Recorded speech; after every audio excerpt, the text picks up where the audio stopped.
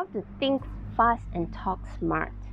Today I'm going to share with you 3 secrets how you can improve your impromptu speaking whenever you're put on the spot by thinking fast and talking smart. Remember those times where you were in office, where you were peppered with all kinds of difficult questions by a large group of audience? Or maybe you were on a stage and journalists or people who were there were questioning you with questions that couldn't quite answer. You don't know how to counter attack this feedback. What should you do when you're in that kind of situation? So today I'm going to share with you my experiences and some tips on how you can handle this situation and avoid being put into a tough situation in circumstances like this. So let's get started. I want to tell you that our brain is fully capable of handling impromptu speeches, being asked to think fast, because our brains consist of two sides, the left side and the right hand side. And the left side is basically controlling the language, the thinking, and the speech part of our conversation. So our brains are capable of thinking fast and talking smart. So I'm telling you that you are capable of doing that. All you need is, you don't need to be born with those special abilities. Basically, you can hone these activities, and I'm going to share with you these secrets, how to overcome this, how to use these special skills so that people think that you are a natural speaker whenever you're asked to speak on the spot. Secret number 1 is to take control of the conversation. So many years ago, Steve Jobs was involved in this talk where he was grilled with a very difficult question. The talk was attended by hundreds in attendance, and there was this gentleman who came up and asked him, what does he think of the new Java technology and how was he planning to market it? And what exactly was his contribution for the last 7 years? So imagine if you were Steve Jobs in that position and being questioned in that kind of manner. How would one actually respond to that? There was a little bit of a emotional kind of question posted by the gentleman, and I guess during that time, naturally, you might get offended with that kind of question. But look at how he actually responded to that difficult question. So the first thing that he did was to actually pause and think that was he going to answer that question. He said that it was not possible to please everybody, but immediately he quickly also corrected himself. He said that the gentleman was right in some way, but at the same time, he also emphasized that it is important to prioritize the customer's experience first, and then only look at what technologies we should use to improve the customer's experience, rather than going the other way around by marketing the technology and then see how it can benefit the customer's experience. So what he did was actually reframe the perspective of the rest of the audience and what should be the priorities of technology, and what should we prioritize in the business, which is customer's experience comes first. And with that, what he did was actually reframing the situation and giving the audience a better sense of priorities in business. Secret number 2 is to talk in threes. So there are so many ideas that are coming out from your head, and you really don't know which are the ones that you should prioritize first. So just pick 3 things that are relevant to the questions. So when you talk, you make that communication all about your audience. Firstly, why 3? Because it's easier for you as a speaker to remember 3 points rather than having 10 points that you want to think and elaborate about. And it's easier for the audience, the listener, to actually absorb these 3 things. So instead of having 10, 20 things, he will come out from the conversation, remember that specific 3 things that you talk about. The less, the better. So realize that actually you can control how you want to answer that question, and effectively you can control the situation of the conversation. So what you can also say is, that is a great question. Let's come back to the main question.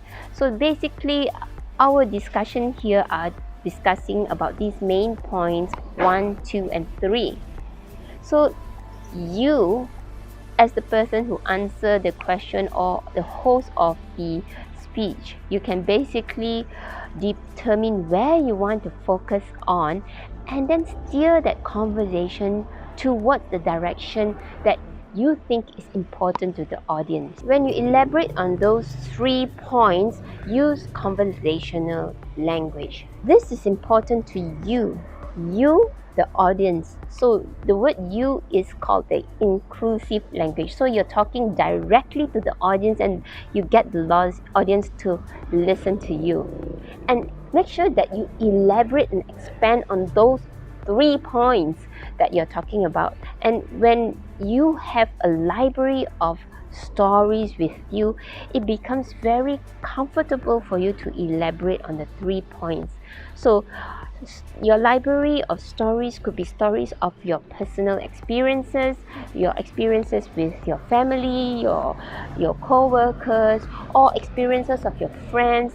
Note it down in your library of stories so that you can tell an analogy to elaborate the points that you're trying to emphasize on. So you always have a story to tell. So practice on your stories all the time. Put it in your head so that whenever you have something to talk about, these stories will come out naturally. In fact, you will never lose the audience interest because stories always hook them all the time and very effectively. When you tell the stories, they in fact remember the points better. In fact, 3 stories, 3 points. Secret number 3 is to think in framework. So when you don't know where to begin, when you're lost in your thoughts, you can organize your thoughts and break it down to just the essence that what you want to tell them.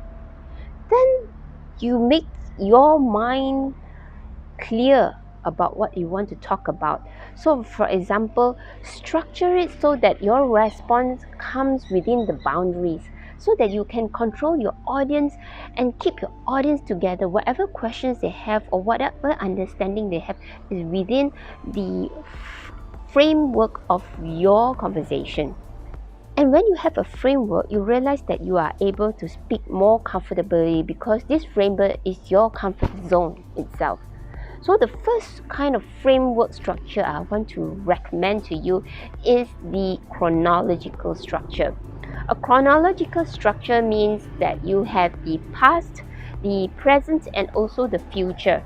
For example, if I talk about something on technology, so you have the past technology, the present technology, and also the future technology. So we have in the past the telephones, and now we have increased the way and the efficiency of the way we speak to each other. We have the smartphones and internet. And now, in the future, we're going to have even more collaborative and better user experience by having the metaverse in future. So we are having 3 separate segments: the past, the present, and the future. So it's basically simple as that, a chronological order. The second structure I want to talk to you is about the persuasive structure, meaning that if you have an issue on hand, you talk about the issue. Number 2, you talk about the solution and what you want to recommend to them. And number 3, you talk about the benefits that you think this solution would give to your audience. For example, let's talk about a simple topic at heart: losing weight. Losing weight is not something very easy for everybody. In fact, people, they starve themselves and they go for extreme exercise and they find themselves not being able to lose weight. So my recommendation or my solution that I have on hand is to count your calories, watch your diet, and also learn how to eat having the right balance in your diet. So that is the solution and the recommendation I have to you. And what are the benefits of eating healthy? You will have a better body shape at the end of the day, and you find yourself more healthy inside, and you find yourself being very confident in yourself, and you like the new you in yourself after your whole program of that you're losing weight. Third structure is the motivational structure. It's somewhat quite similar to the persuasive structure. Firstly, you talk about the issue on hand, and you talk about why is it important to know about it, and thirdly, you talk about what is going to happen next. So another topic close to my heart is mental health. What happens right now is that a lot of people are down with depression due to the recent pandemic. People are losing their jobs, people are getting stressed over money matters, and you know that there are roughly 800,000 people who kill themselves every year due to depression.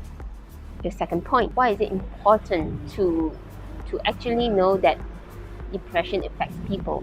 So it is important for you to look out for these signs in your family members or your friends, and learn what are the signs that people are showing that shows that the person is encountering depression, and how we can spot them. What are things that we should or should not say to people with depression? And point number 3 is, what do we do next? So what are the avenues that we can look out for to help our family members or even ourselves, and how who should we see, and what are the organization or help we can get to help ourselves or the people, our loved ones, to overcome the depression. So this is another example of motivational structure. So let me summarize this. Whenever you're put on the spot, whenever somebody asks you a question that you can't answer, remember, you can take control of the conversation. You can steer the communication towards the direction that you want. Number 2, you can speak in 3 points and elaborate with the stories you have in your library of stories. And number 3 is that you can speak in a framework structure, so that you can organize and structure your points, step 1, step 2, step 3, so your audience can follow and discuss within the framework that you have placed them into. So with these 3 points, I am confident you will be able to handle any impromptu speeches or any impromptu questions that put on you, or whenever you're put on the spot. Think of these 3 points. It will help you improve your communication and have a better conversation with people. Take care and stay safe. And if you like my video, remember to subscribe and press the notification bell, and I look forward to hearing from you in my next video. Take care.